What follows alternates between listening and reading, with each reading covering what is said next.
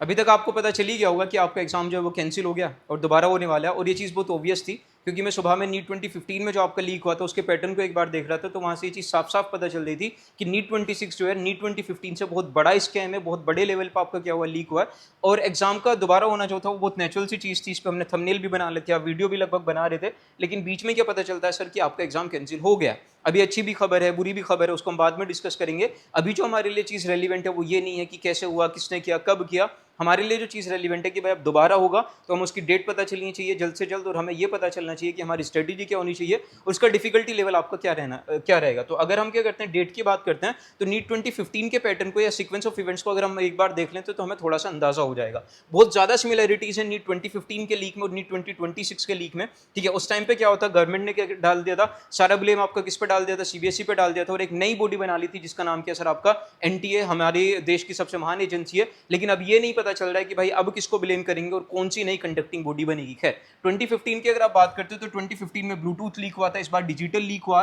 वहां पे क्या हुआ था, वहां पे आपका रियल टाइम लीक हुआ था। मतलब क्या था, जो सिलेक्टेड बच्चे थे उनको ब्लूटूथ दिया गया था और उनको आंसर की बताई गई थी। ठीक है, अगर आप किसकी बात करते हो, नीट 26 की बात करते हो, तो यहाँ पे एसओजी जो है वो बता रहे हैं कि भाई 2 हफ्ते पहले से आपको मार्केट में पेपर मिल रहा था। ठीक है, किसी को 30 लाख में मिल रहा था, किसी को 50 लाख में मिल रहा था, और एग्जाम आते आते इसकी जो वैल्यू जो होगी या इसका जो आपका प्राइस जो था वो कम हो गया। तो ये मास लीक हुआ है, 2015 के कंपैरिजन में बहुत बड़ा लीक हुआ है। उस टाइम पे ना हमारे पास टेलीग्राम था, ना व्हाट्सएप था, कुछ नहीं था। ठीक है, तो अभी क्या हुआ, टेलीग्राम के थ्रू आपका क्या हुआ, पेपर लीक हुआ है। ठीक है, व्हाट्सएप के थ्रू इधर उधर सर्कुलेट हुआ और कोचिंग सेंटर्स भी आपके ठीक ठाक इसमें इन्वॉल्व हैं। तो नीट 2026 बहुत बड़ा स्कैम है और ये एनटीए को पता चल गया, इसीलिए क्या हुआ, उसने किसी को इंटरवीन करने का भी टाइम नहीं दिया, कोई सुप्रीम कोर्ट भी नहीं गया, और उसने अपने एंड पे क्या कर दिया सर, एग्जाम को आपका कैंसिल कर दिया। अब अगर हम किसकी बात करते हैं, टाइमलाइन की बात करते हैं कि आपका एग्जाम ये कब हो सकता है, तो अगर आप किसकी बात करते हो, नीट 2015 की बात करते हो, तो नीट 2015 जो था आपका, जो सुप्रीम कोर्ट ने जजमेंट दिया था 15 जून को दिया था, और नीट वापस से जो हुआ था आपका कब हुआ था, 25 जुलाई को हुआ था। लगभग आपको क्या देखने को मिल रहा है, 40 दिन का गैप देखने को मिल रहा है, जो टाइम आपका सीबीएसई ने लिया था आपके एग्जाम को रिकंडक्ट कराने के लिए।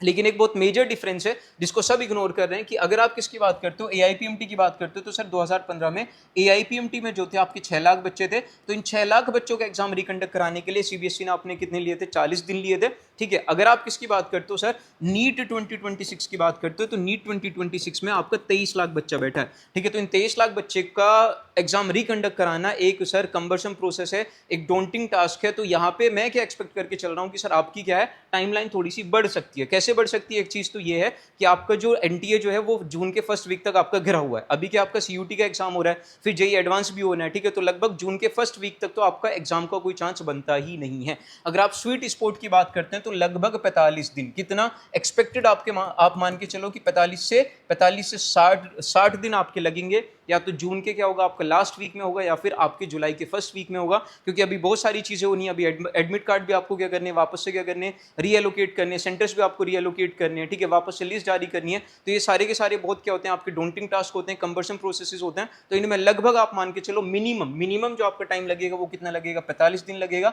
और मैक्सिमम टाइम जो लगेगा वो आपका कब कितना लगेगा सर, आपका 60 दिन लगेगा। तो आप ये मान के चलो कि आपके पास वापस से खुद को संभालने के लिए 3-4 दिन, और वापस से फुल फ्लो में आने के लिए 45 से 60 दिन। और आपका यहाँ पे क्या, यहाँ पे उन बच्चों के लिए फायदा है जो क्या थे आपके बिल्कुल बॉर्डर पे थे, जो आपका टाइम मैनेजमेंट नहीं कर पाए, उनके लिए दूसरा मौका है, दूसरा मौका आपको मिला है। ठीक है, तो आप 45 दिन में 50 दिन में उन सारे पॉइंट्स को पॉइंट आउट करके क्या कर सकते हैं, उन पर मेहनत कर सकते हैं। ठीक है, फिर अगर आप किसकी बात करते हो, डिफिकल्टी लेवल की बात करते हो, तो अगर आप किसकी बात करते हो, यहाँ पे लास्ट वीक मैं जो सर एक्सपेक्ट कर रहा हूँ वो क्या, last week of June, last week of June. ठीक है, अगर बहुत जल्दी करता है तो लास्ट वीक ऑफ जून, वरना क्या हो सकता है, जुलाई के फर्स्ट वीक में भी जा सकता है, जुलाई के फर्स्ट वीक में भी जा सकता है। और ये मैं क्या कर रहा हूँ, ये मैं सिर्फ हवाई में बात नहीं कर रहा हूँ, यहाँ से हमें पता चल रहा है कि भाई उस टाइम पे क्या था, उस टाइम पे सिर्फ आपके 6 लाख बच्चे थे, तो 40 दिन का आपका क्या लिया था, टाइम लिया था। और नीट 24 में भी अगर आप देखोगे तो नीट 24 में तो आपका क्या था, सिर्फ 155 कैंडिडेट्स का रीनीट हुआ था, और इसमें भी एनटीए ने 19 डेज लिए थे, कितने दिन लिए थे, 19 दिन लिए थे। तो यहाँ पे तो 23 लाख बच्चा है, तो टाइम आपका लगेगा, एक महीने में तो नहीं होने वाला। अगर कोई कह रहा है कि 30 दिन के अंदर हो जाएगा तो बहुत रेयर चांसेस हैं।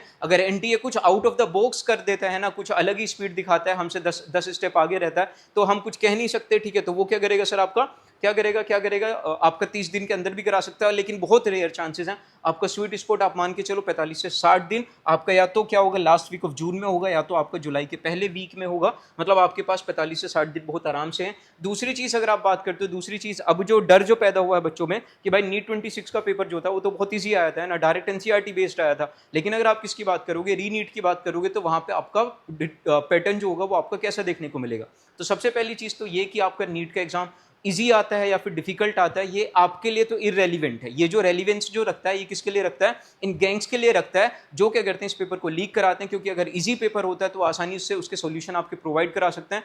तो ये पैटर्न देखने को मिला है हमेशा कि जब भी क्या होता है पेपर लीक होता है और उससे अगला पेपर आता है तो वो क्या होता है डिफिकल्ट एंड पे होता है, लेकिन उसकी रेलिवेंसी आपसे नहीं है। एनटीए इसलिए डिफिकल्ट पेपर नहीं बनाता कि वो आपसे बदला लेना चाहता है, असल में वो क्या करना चाहता है कि भाई पेपर कम से कम इतना तो डिफिकल्ट हो कि उसको जो गैंग जो है, जो आपका लीक गैंग जो है, वो आसानी से उसके सॉल्यूशंस प्रोवाइड ना करा पाए। ठीक है, ये पैटर्न हमें कहां पे देखने को मिला, 2015 में भी देखने को मिला है कि अगर आप किसकी बात करते हो 2015 का ओरिजिनल एग्जाम की बात करते हो तो बैलेंस्ड था, स्टैंडर्ड एनसीईआरटी से पूछा गया था, सेम एज 2026 रीनीट हुआ तो वहां पे क्या था, डिफिकल्ट साइड पे था, बायोलॉजी सेक्शन लेंथी थी, फिजिक्स क्या थी आपकी मॉडरेट थी। ठीक है, मतलब डिफिकल्ट एंड ओवरऑल हम कहां जा रहे थे, डिफिकल्ट एंड की तरफ जा रहे थे। नीट 2016 में भी आपको लीक देखने को मिले थे, लेकिन वो मास इसके वो लीक नहीं था आपको, इस वजह से क्या हुआ नीट दोबारा नहीं हुआ। लेकिन यहाँ पे दो फेज में हुए थे, नीट फेज 1 नीट फेज 2, तो यहाँ पे नीट फेज 2 री एग्जाम जो हुआ था वो भी आपका टफर एंड पे था। लेकिन एक इसमें एक्सेप्शन है कि अगर आप किसकी बात करते हो 2024 की बात करते हो तो 2024 का जो आपका ओरिजिनल एग्जाम था वो भी ईजी था, और जो फिर 155 कैंडिडेट्स के लिए दोबारा जो एग्जाम जो हुआ था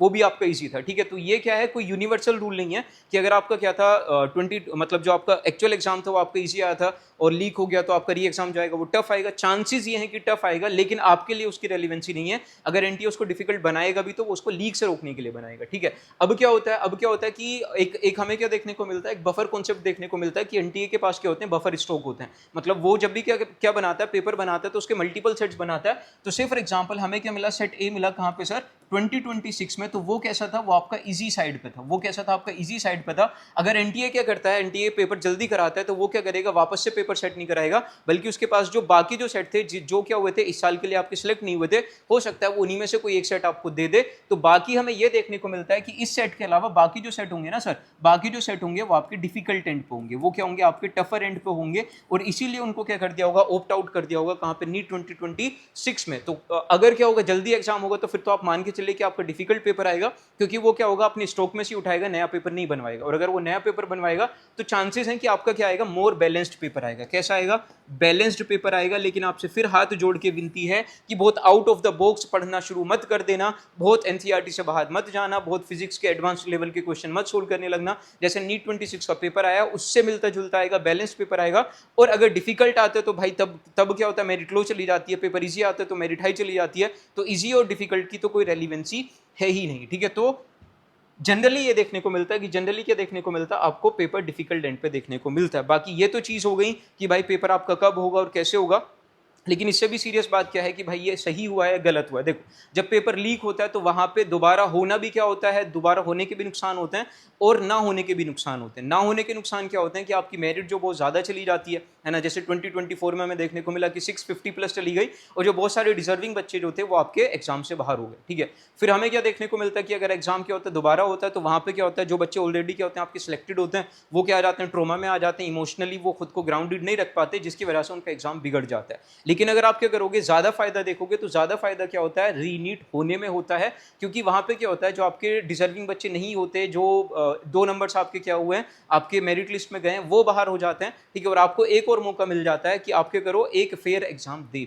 पाओ। लेकिन ये सारी चीजें भाई साहब, हम ऐसे देश में रह रहे हैं जहां पे पैदा हो नहीं किया है, सबसे बड़ी गलती है। मैं आपको बताऊं, जब से मैंने ये न्यूज सुनी है ना कि आपका रीनीट दोबारा होने वाला, मैं इतना फ्रस्ट्रेटेड हूं क्योंकि यहाँ पे खड़े होकर बोलना बहुत आसान होता है कि आप खुद को काम रखो, कंपोज रखो, संभाल के रखो, दोबारा शुरू करो। लेकिन इस टाइम जिस इमोशनल स्ट्रेस से एक बच्चा गुजर रहा है उससे कोई रिलेट नहीं कर सकता, ना मैं रिलेट कर सकता, ना आपके पेरेंट्स रिलेट कर सकते, ना कोई टीचर रिलेट कर सकता है, और आप गवर्नमेंट का या फिर कंडक्टिंग बॉडी का तो भूल ही जाइए। मेरे पास ऐसे ऐसे एग्जांपल्स हैं जिनके 2024 में श्योर शॉर्ट सिलेक्शन था सर, 630 640 आपके वो स्कोर कर रहे थे, बड़ा स्कैम हुआ, मेरिट आपकी कहां पहुंच गई, 650 प्लस पहुंच गई। 2026 में उन्होंने पेपर दिया, सिलेक्शन रेंज में थे, 630 635 स्कोर कर रहे थे। कल ही मेरी एक बंदे से बात हो रही थी, डिस्कशन हो रहा था कि कौन सा कॉलेज मिलेगा। आज क्या पता चल रहा है, आज पता चल रहा है कि सर आपका एग्जाम ही लीक हो गया। क्या कोई भी कंडक्टिंग बॉडी, क्या कोई भी गवर्नमेंट से आके, या कोई भी टीचर, या कोई भी सिस्टम में से आके क्या कोई गारंटी ले सकता है कि जिसका अभी सिलेक्शन हो रहा था, क्या वो जब रीनीट देगा तो उसका सिलेक्शन हो जाएगा? किसी को नहीं पता, उस बच्चे को खुद नहीं पता। और यही जो ट्रोमा जो होता है कि अब क्या होगा, अब क्या होगा, ये क्या कर देता है, बच्चे को बिल्कुल बेकार कर देता है। और सबसे बड़ी बात की समझ में नहीं आती कि आपने नीट एग्जाम कराई क्यों था। नीट से पहले इतना बढ़िया सिस्टम था, आपके हजारों एग्जाम होते थे, बच्चे के पास क्या होते थे, 10 ऑप्शन होते थे, 15 ऑप्शन होते थे। एक दिन डिसाइड नहीं करता था कि उसके अगले से अगले 1 साल, अगले 2 साल किस तरीके से गुजरेंगे। किसी का एम्स नहीं निकलता था तो नीट निकल जाता था, नीट नहीं निकलता था तो एम्स निकल जाता था, कोई एमयू में एडमिशन ले लेता था, कोई बीएचयू दे देता था। तो वहां पे बच्चे के पास 1000 ऑप्शन थे। अगर बच्चे का एक दिन बिगड़ता था, एक एग्जाम बिगड़ता था, तो वो लुक फॉरवर्ड करता था और क्या करता था, अपने अगले एग्जाम के लिए वो तैयारी करता था। लेकिन आपने क्या किया, आपने 23 लाख बच्चे को एक एग्जाम के पीछे लगा दिया और क्या कर दिया कि भाई आपका करियर जो होगा, आपके 5 साल, आपके 10 साल जो डिसाइड करेगा, वो एक दिन डिसाइड करेगा। और उस एक दिन में भी आपसे एग्जाम ढंग से नहीं ले रहा था तो भैया आपके करो, गवर्नमेंट को कॉल आउट करो। एनटीए को कॉल आउट करने से कोई नहीं होगा, गवर्नमेंट को कॉल आउट करो कि भाई हमें एनटीए नहीं चाहिए। एनटीए ने क्या कहा था कि हमें बेटर इंडिया चाहिए, हमें बेटर इंडिया चाहिए, लेकिन हमें एनटीए के बिना बेटर इंडिया चाहिए। इंडिया में से आप एनटीए को निकालो, एनटीए को डिसोल्व करो। और अगर एनटीए को भी डिसोल्व नहीं कर रहे हो तो भाई आप नीट की जिम्मेदारी किसी और को दे दो, आप एम्स की कंडक्टिंग बॉडी को दे दो, आप सीबीएसई की कंडक्टिंग बॉडी को दे दो। वापस से वो क्या कर लेंगे, उस एग्जाम को कंडक्ट करा लेंगे, एनटीए से बेहतर करा लेंगे। आपके लिए कंक्लूजन क्या है, सर आप कुछ नहीं कर सकते, आपके धरना देने से कुछ नहीं होगा, आपके सुप्रीम कोर्ट जाने से कुछ नहीं होगा। आपके पास सिर्फ एक ही ऑप्शन है कि अगले जो 45-60 दिन आपको मिल रहे हैं, ये जो विंडो मिल रही है, इसमें वापस से लग जाओ। मेरे पास, आपके पास एक ही ऑप्शन है कि हमने जो चीजें करी थी उनको वापस से रिपीट करेंगे, मॉक टेस्ट ज्यादा से ज्यादा देंगे, पढ़ाएंगे ज्यादा से ज्यादा, आप ज्यादा से ज्यादा पढ़ेंगे और होपफुली कि वो जो आपका जो रीनीट का एग्जाम है वो आपका अच्छा जाए और आपको एक मेडिकल कॉलेज मिल जाए।